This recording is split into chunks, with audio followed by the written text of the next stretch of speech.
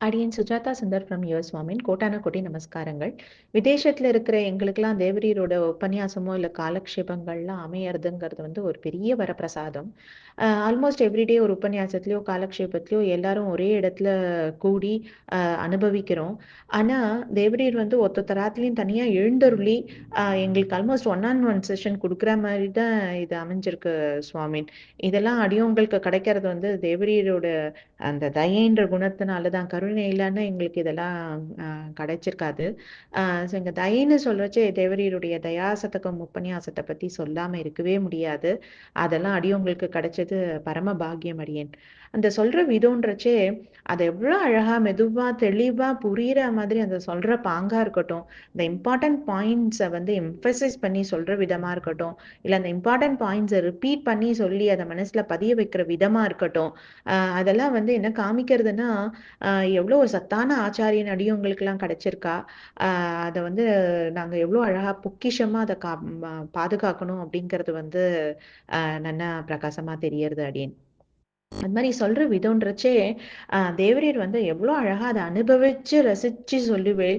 அ எங்களையும் வந்து அந்த ஒரு ஜோனுக்கு கூட்டின்னு போய், தேவரீர் எப்படி அனுபவிக்கிறீர்களோ, எங்களாலயும் வந்து அது சில பல மணி துளிகளா இருந்தாலும், அடியோங்கள் எல்லாமும் அந்த மாரி அனுபவிக்க முடியுங்கிறத காமிப்பேள். இது வந்து தேவரீரோட அந்த ரசா பாவம்ன்ற அந்த குணத்த வந்து நல்லா பிரகாசமா ஜொலிச்சு காட்டுறது அடியேன். இதெல்லாம் முடிஞ்சக்கப்புறம் ஒரு கொஸ்டின் அண்ட் ஆன்சர் செஷன் ஒண்ணு வரும். ஆ அடியோங்கள்லாம் நெறைய கேள்விகள் கேட்போம். தேவரீர் பொறுமையா பதில் சொல்வேள். ஆ ஒரே கேள்விய பல பரிமாணங்கள்ல கேட்போம். அப்பயும் தேவரீர் வந்து பொறுமையா பதில் சொல்வேள். அவகாசம் சில டைம் கொஞ்சம் கம்மியா இருந்தாலும், தேவரீர் பாவம் டைம் எடுத்துட்டு எங்களுக்கு சொல்வேள். அப்படி இல்லன்னா, அடுத்த வாட்டி சொல்றேன்னு ஞாபகமா அடுத்த வாட்டி அத எங்களுக்கு அடியோங்களுக்கு புரிய வைப்பேள்.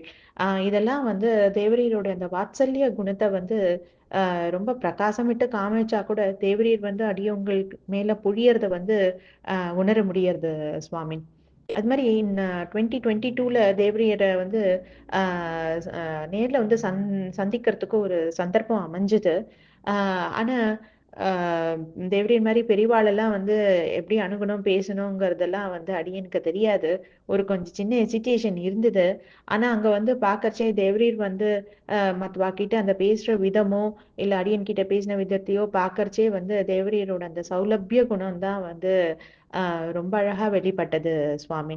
இதெல்லாம் அடியோங்களுக்கு மேலும் மேலும் அமையணும்னு பிரார்த்திச்சுண்டு தேவரீர்கிட்ட, ஆச்சாரியன் கிட்டயும், ஆ திவ்ய தம்பதிகள் கிட்டயும் பிரார்த்திச்சுண்டு, அ இந்த சந்தர்ப்பம் குடுத்ததுக்கு தன்யவாதங்கள தெரிவிச்சுண்டு, ஏதாவது தப்பா அடியேன் சொல்லியிருந்தேன்னா க்ஷமிக்க பிரார்த்திச்சுண்டு அமைகிறேன் சுவாமி. தன்யாஸ்மி.